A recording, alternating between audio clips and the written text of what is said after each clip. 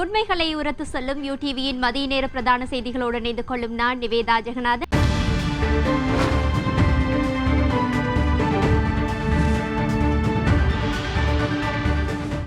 கைத்தொழில் துறை தற்போது முகம் கொடுத்துள்ள சவால்களை அடையாளம் கண்டு அரசாங்கம் அதன் உற்பத்தி திறனையும் தரத்தையும் அதிகரிப்பதற்கு முழுமையான அனுசரணையை வழங்க தயாராக உள்ளதாக ஜனாதிபதி கோட்டாபய ராஜபக்ச தெரிவித்துள்ளார். ஒன்றிணைந்த ஆடைகள் சங்க அமைப்பின் பிரதிநிதிகளுடன் நேற்று ஜனாதிபதி அலுவலகத்தில் கலந்துரையாடல் ஒன்று இடம்பெற்றது. இலங்கையின் ஏற்றுமதியை இலக்காக கொண்ட கைத்தொழில் துறைகளுக்கு மத்தியில் ஆடை கைத்தொழில் துறை முக்கிய இடம் வகிக்கின்றது. இலங்கையை உயர்தரம் வாய்ந்த ஆடைகளுக்கான உலகளவில் போற்றப்படும் தரச்சின்னமாக மாற்றும் வாய்ப்பும் கிடைக்கப்பெற்றுள்ளது. உள்நாட்டு ஆடைகள் தொழில்துறையின் புதியதொரு எழுச்சியை ஏற்படுத்தி பாரிய அந்நிய செலாவணியை ஈட்ட முடியும் என்றும் ஜனாதிபதி இதன்போது சுட்டிக்காட்டினார். இந்த இலக்கை அடைந்து கொள்வதற்காக அரசாங்கம் மிகுந்த ஈடுபாட்டுடன் செயற்பட்டு வருவதுடன் இதன் மூலம் இந்த வருடம் எதிர்பார்க்கப்படும் இலக்கு 5.1 பில்லியன் அமெரிக்க டாலர்களாகும். எதிர்பார்க்கப்படும் இலக்கை அடைந்து கொள்வதற்கு அர்ப்பணிப்புடன் செயற்படுவதாக வர்த்தகர்கள் ஜனாதிபதியிடம் உறுதியளித்தார்கள். சுகாதார நடைமுறைகள் காரணமாக இந்த தொழில்துறையின் முன்னேற்ற பயணத்திற்கு ஏற்பட்டுள்ள சவால்கள் குறித்தும் வர்த்தகர்கள் தெளிவுபடுத்தினர். நாட்டின் பொது சுகாதார நிலைமைகளுக்கு பாதிப்பு ஏற்படாத வகையில் ஆடை கைத்தொழில் துறைக்கு சில சுகாதார பரிந்துரைகளை தளர்த்துவதற்கான வாய்ப்புகள் குறித்து ஆராய்வதற்கும் முன்மொழியப்பட்டது. இத்தொழில்துறையின் மனிதவள பற்றாக்குறை குறித்து கவனம் செலுத்தப்பட்டதுடன் தரம் மற்றும் பாதுகாப்பான தொழில் வாய்ப்புகளை ஏற்படுத்துவதன் மூலம் இந்த தொழில்துறைக்கு இளைஞர் யுவதிகளை ஈர்க்க முடியும் என்றும் ஜனாதிபதி சுட்டிக்காட்டினார். முதலீட்டாளர்களின் விசா கால எல்லையை நீடித்தல், விசா வழங்கும் நிகழ்ச்சியான கொள்கை ஒன்றை பின்பற்றுவது குறித்தும் இதன்போது கலந்துரையாடப்பட்டது. உயிர்த்த ஞாயிறு தின தாக்குதல் மற்றும் கோவிட்-19 தொற்று நோய் காரணமாக வங்கிக் கடன்களை செலுத்தாத தொழில் முனைவோரின் சொத்துக்களை கையகப்படுத்துவதற்கு பதிலாக சலுகை காலம் வழங்குவது குறித்து கவனம் செலுத்துமாறு பிரதமர் வங்கி பிரதானிகளுக்கு அறிவுறுத்தியுள்ளார். வங்கிக் கடனை திருப்பி செலுத்த முடியாத தொழில் முனைவோரின் சொத்துக்களை கையகப்படுத்துவதை தற்காலிகமாக நிறுத்தி வைப்பது தொடர்பாக நிதி அமைச்சில் நடைபெற்ற கலந்துரையாடலின் போது பிரதமர் இதனை தெரிவித்தார். அதன்படி தொழில் முனைவோரின் நிதி பிரச்சினைகளுக்கு நிவாரணம் வழங்குவது தொடர்பில் நிதி அமைச்சு, மத்திய வங்கி மற்றும் தொடர்புடைய வங்கிகளுடன் இணைந்து இறுதி முடிவை எட்டுமாறு பிரதமர் அறிவுறுத்தினார். இதுபோன்ற பிரச்சினைகள் நீண்ட காலமாக இருந்து வருவதாகவும் எந்த ஒரு தரப்பும் பாதிக்கப்படாத வகையில் அவற்றை தீர்ப்பது முக்கியம் என்றும் பிரதமர் சுட்டிக்காட்டினார்.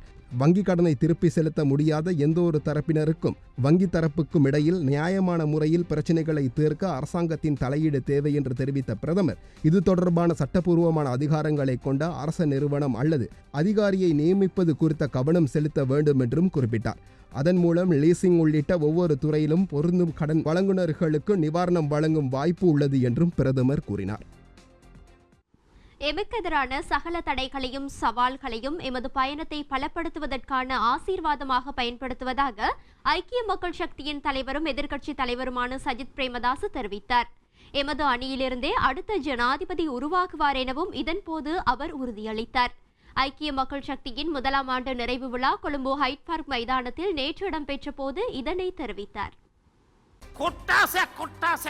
පරිසර බට කණ්ඩායමක් සංවිධානය කරන. ඒ පරිසර බට කණ්ඩායම හරහා 69 ලක්ෂයක් බිහි වුණු ආණ්ඩුව මේ රටේ කැලෑ කපනකොට டீல் அரசியலை இல்லாமல் செய்யவும், உள்ளக அரசியலை பலப்படுத்தவும், கிராம நகரங்களில் சாதாரண மக்களின் குரலாக ஒலிக்கவும், கருவில் உள்ள சிசு உள்ளிட்ட அனைவரது உரிமையை பாதுகாக்கவும், குடும்பவாதத்தை நிராகரித்து மக்கள்வாத அரசியலை உருவாக்கவே நாம் ஐக்கிய மக்கள் சக்தியை உருவாக்கினோம். எமது முதலாவது போராட்டத்தில் நாம் வெற்றி பெற்றோம். அதற்காக பாரிய சவால்களுக்கு முகம் கொடுத்தோம். இறுதியில் சட்டவிரோத கட்சி என்ற சவாலுக்கு முகம் கொடுத்ததுடன் நாலாபுரமும் கல்லெறி தாக்குதல்களுக்கு முகம் கொடுத்தோம். அந்த கல்லெறி தாக்குதல்கள் இன்றும் தொடர்கின்றன. எந்த ஒரு சந்தர்ப்பத்திலும் மக்களை கைவிடாத பண்பு எமது மறுவனவில் உள்ளது. கொரோனாவுடன் மக்கள் பாரிய சுகாதார அச்சுறுத்தல்களுக்கு முகம் கொடுத்ததுடன் அந்த பாரிய அச்சுறுத்தல்களின் ஊடாக எதிர்க்கட்சியின் அரசியல் செயற்பாடுகளுக்கும் பல சவால்கள் ஏற்பட்டன. முகக்கவசம் போடவில்லை, சுகாதார பரிந்துரைகளை கடைபிடிக்கவில்லை என தெரிவித்து எதிர்க்கட்சியின் செயற்பாடுகளை முடக்கவே பார்த்தனர். அரசியல் மைதானத்திலிருந்து எம்மை நீக்கி தமக்கு தேவையான ஆட்சியை முன்னெடுக்கவே ஆணைக்குழுக்களை அமைக்கின்றனர்.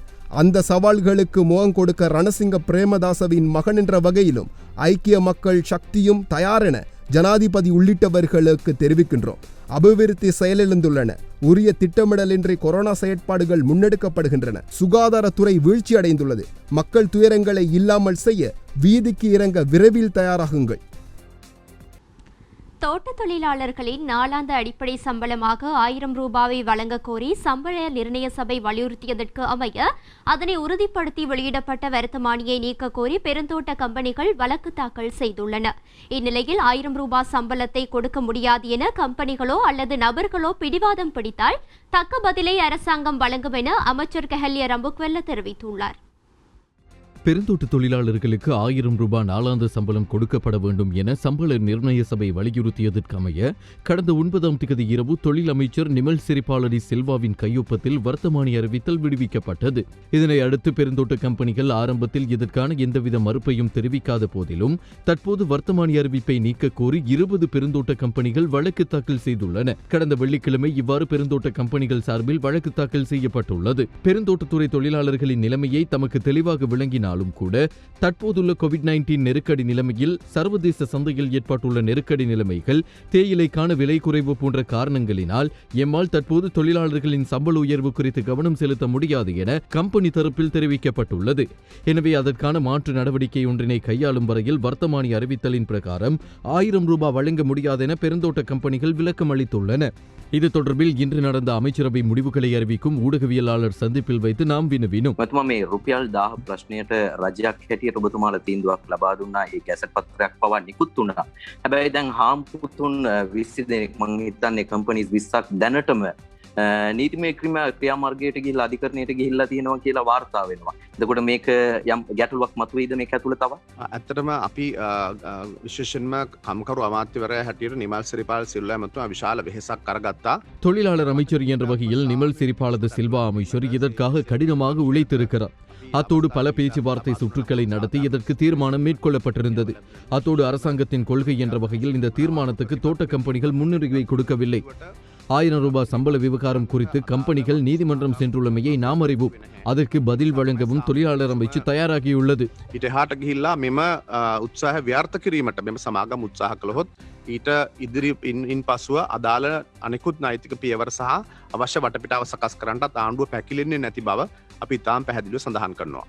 அத்தோடு 1000 ரூபாய் சம்பள விவகாரத்தில் யாராவது அடம் பிடித்தால் அரசாங்கம் அவர்களுக்கு தக்க பதில் வழங்கும் எனவும் அமைச்சர் கெஹலிய ரம்புக்வெல்ல தெரிவித்தார். නිසා රජයේ වගකීමක් සහ බැඳීමක් තියෙනවා ඒ ක්‍රියාත්මක කිරීමට. මොකද ඒ ප්‍රකාශය කරනකොට ඒ සම්බන්ධව දත්ත සහ ඒ හැකියාවන් සම්බන්ධව විශ්ලේෂණය කරලා තමයි කරලා තියෙන්නේ. හැබැයි අපට ඉතාමත්ම මොරණ්ඩු ප්‍රතිපත්තියක් අනුගමනය කරනවා නම් රජයක් හැටියට ඒට පිළිතුරු දෙන්නට සහ ඒ කටයුත්ත ඒ ආකාරයෙන් හැසිරීම කටයුතු කිරීමට රජය පසුබට වෙන්නෙත් නැහැ කියන එක බොහොම පැහැදිලිව කියන්නට ඕන.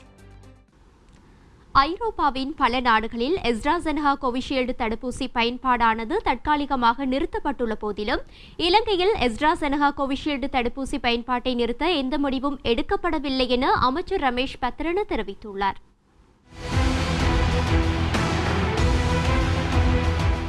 நாட்டில் நேற்றைய தினம் மொத்தமாக 331 புதிய கோவிட் தொற்றாளர்கள் அடையாளம் காணப்பட்டுள்ளனர். இதனால் இலங்கையில் பதிவான மொத்த கோவிட் நோயாளர்களின் எண்ணிக்கை 88,238 உயர்வடைந்துள்ளது. நேற்றைய தினம் அடையாளம் காணப்பட்ட கோவிட்-19 நோயாளர்களில் 225 பேர் பேலியகுட மினிவங்குட கோவிட் கொத்தணி பரவலுடன் தொடர்புடையவர்கள் ஆவர்.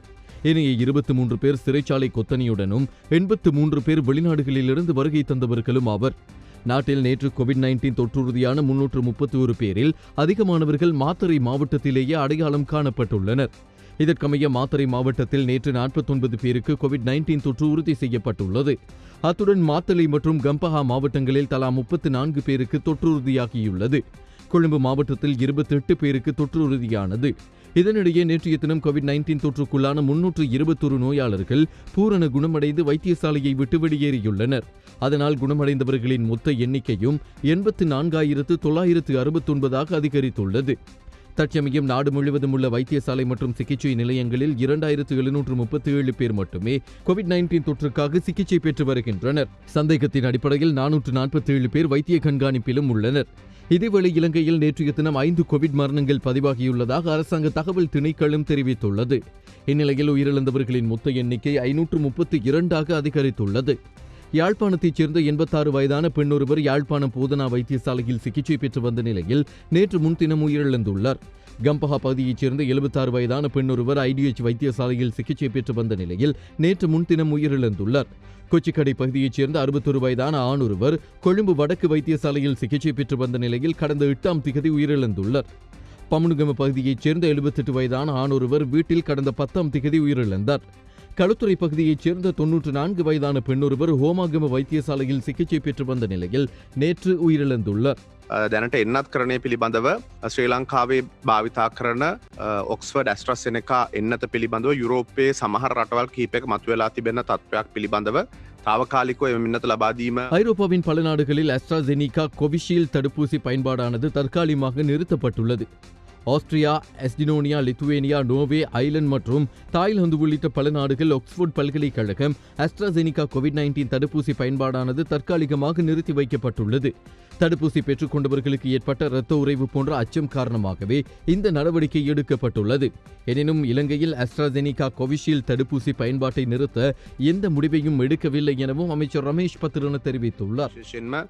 කොවැක්ස් පහසුකම යටතේ ශ්‍රී ලංකාවට ලැබුණු එන්නත් වයස 60ට වඩා වැඩිහිටි පුද්ගලයින්ට ලබාදීමේ ප්‍රමුඛතාවය මත දැනට ක්‍රියාත්මක කරගෙන යනවා. ඉදිරි එන්නත් ප්‍රමාණයත් ශ්‍රී ලංකාවට ඉදිරියේදී ලැබෙන බවට අපි විශ්වාස කරනවා. ඒ නිසා ඉදිරි මාස 2-3 කාලයක් ඇතුළත ශ්‍රී ලංකාවේ කොරෝනා තත්ත්වය ඉතාම හොඳ පාලිත තත්ත්වයකට රැගෙන ගැනීමට හැකියාව ලැබෙයි කියලා අපි විශ්වාස කරනවා.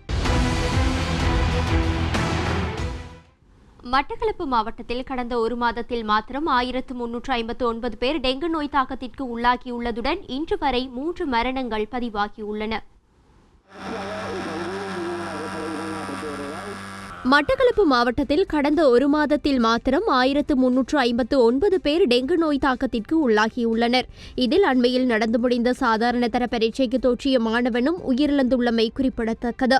மட்டக்களப்பு மாவட்டம் தற்போது டெங்கு நோய் தாக்கத்தில் 2வது இடத்தில் உள்ளது. இதனால் தற்போது இதனை தடுக்கும் முகமாக பிரதேசத்தின் பரிசோதிக்கும் பணிகள் மற்றும் தாக்கம் கூடிய பகுதிகளில் தொடர்ச்சியாக டெங்கு நோயை கட்டுப்படுத்தும் முகமாக மட்டக்களப்பு நகரில் புகை வீசும் நடவடிக்கைகள் முன்னெடுக்கப்பட்டு வருகின்றன.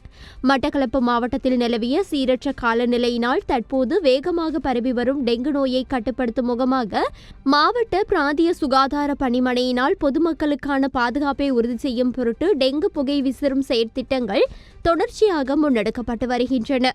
இதேவேளை மட்டுநகரை அண்டிய வெட்டுக்காடு சுகாதார பிரிவில் உள்ள தாண்டவன்வழி, இருதயபுரம் கிராமங்களில் நேற்று மாலை இந்த செயற்திட்டம் முன்னெடுக்கப்பட்டது. கள்ளியன்காடு பகுதியில் டெங்கு நோயாளி இனம் காணப்பட்டு வைத்தியசாலையில் அனுமதிக்கப்பட்டதால் அவரது வீட்டுப்புற சூழலில் இந்த புகை விசிறும் நடவடிக்கை முன்னெடுக்கப்பட்டது. உப போலீஸ் பரிசோதகர் ஒருவரின் சீருடையை அணிந்து போலீஸ் அதிகாரியைப் போல போலியாக தன்னை அடையாளப்படுத்திய நபர் ஒருவர் போலீஸ் விசேட விசாரணை பிரிவினரால் கைது செய்யப்பட்டுள்ளார். நபர் உப போலீஸ் பரிசோதகர் ஒருவரின் சீருடையை அணிந்து பல்வேறு வர்த்தக நடவடிக்கைகளை மேற்கொண்டுள்ளதாக விசாரணையின் போது தெரிய வந்துள்ளது. இது தொடர்பாக பன்னிப்பிட்டிய பொல்வத்தை பிரதேசத்தில் மேல்மாகாண தெற்கு விசேட குற்ற விசாரணை பிரிவினால் மேற்கொள்ளப்பட்ட சுற்றி வளைப்பின் போது குறித்த சந்தேக நபர் கைது செய்யப்பட்டுள்ளார். இவ்வாறு கைது செய்யப்பட்ட நபர் ரக்குவானி பிரதேசத்தை சேர்ந்த 30 வயதானவர் என குறிப்பிடப்பட்டுள்ளது. சமூக வலைதளங்களிலும் தன்னை உப போலீஸ் பரிசோதகராக வெளிப்படுத்திக் கொண்டுள்ளதாக விசாரணைகளின் போது தெரிய வந்துள்ளது. இது தொடர்பான மேலதிக விசாரணைகள் மேற்கொள்ளப்பட்டுள்ளதாக போலீஸ் ஊடக பேச்சாளர் பிரதி போலீஸ் மா அதிபர் அஜித் ரோஹன தெரிவித்துள்ளார்.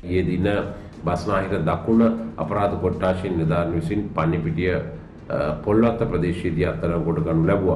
ඔහු වයස අවුරුදු 36ක් වූ රක්වාන ප්‍රදේශ 7,50,000க்கும் அதிகமான கள்ள நோட்டுடன் 3 கைது செய்யப்பட்டுள்ளனர். வாழைச்சேனை ராணுவ புலனாய்வு பிரிவினருக்கு கிடைக்கப்பெற்ற தகவல் ஒன்றிற்கமைவாக அக்கரைப்பற்று போலீசாரினால் குறித்த 3 கைதாகியுள்ளனர். கைதானவர்கள் நிந்தவூர் பகுதியில் உள்ள வீடொன்றில் தங்கியிருந்து இவ்வாறான சட்டவிரோத செயலில் ஈடுபட்டுள்ளனர். கைதாகிய குறித்த சந்தேக நபர்கள் தங்கிய வீட்டிலிருந்து பிரிண்டர் ஒன்றும் கணனி உள்ளிட்ட 5,000 ரூபாய் நோட்டு பணம் அச்சிடும் தாள்கள், அச்சிடப்பட்ட பணம் என்பனவும் மீட்கப்பட்டுள்ளன. இவ்வாறு கைதான நபர்கள் நீதவான் நீதிமன்றில் ஆஜர்படுத்த நடவடிக்கை எடுக்கப்பட்டுள்ளதுடன் ஒலுவில் பாலமுனை கல்முனை ஆகிய பகுதிகளைச் சேர்ந்த சந்தேக நபர்களே கைது செய்யப்பட்டுள்ளனர். இதில் கைதான சந்தேக நபர் ஒருவர் கடந்த 6 மாதங்களுக்கு முன்னரும் கள்ள நோட்டுகளை அச்சடித்து விநியோகித்த குற்றச்சாட்டின் பேரில் கைதாகி விடுதலையானவர் என்பதும் விசாரணைகளிலிருந்து தெரியவந்துள்ளது.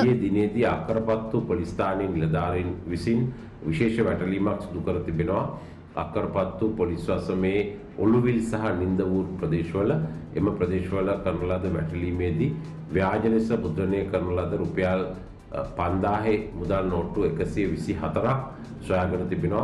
ඒ වගේම අර්ධ වශයෙන් මුද්‍රණය කරන ලද මුදල් නෝට්ටු 20ක් සොයාගෙන තිබෙනවා. මේ මුදල් வவுனியா நீதிமன்றத்திற்கு அருகில் நிறுத்தி வைக்கப்பட்டிருந்த மோட்டார் சைக்கிளை திருடிய பெண் உட்பட 2 வரை வவுனியா தலைமையக போலீஸ் நிலைய குற்றத்தடுப்பு போலீசார் கைது செய்துள்ளனர். கடந்த வாரம் வவுனியா நீதிமன்றத்திற்கு அருகில் நிறுத்தி வைக்கப்பட்டிருந்த மோட்டார் சைக்கிள் ஒன்று திருடப்பட்டிருந்தது. அது தொடர்பாக உரிமையாளரினால் வவுனியா போலீசில் முறைப்பாடு செய்யப்பட்டிருந்தது. இதற்கமைய விசாரணைகளை முன்னெடுத்த போலீசார் வவுனியா கிச்சிராபுரத்தை சேர்ந்த பெண்ணொருவரையும் உக்கிலாங்குளத்தை சேர்ந்த இளைஞர் ஒருவரையும் கைது செய்துள்ளனர். திருடப்பட்ட மோட்டார் சைக்கிள் ராஜேந்திரகுளம் பகுதியிலிருந்து மீட்கப்பட்டுள்ளது. கைது செய்யப்பட்ட இருவரும் இன்றைய தினம் நீதிமன்றில் முற்படுத்தப்பட உள்ளதாக போலீசார் தெரிவித்தனர்.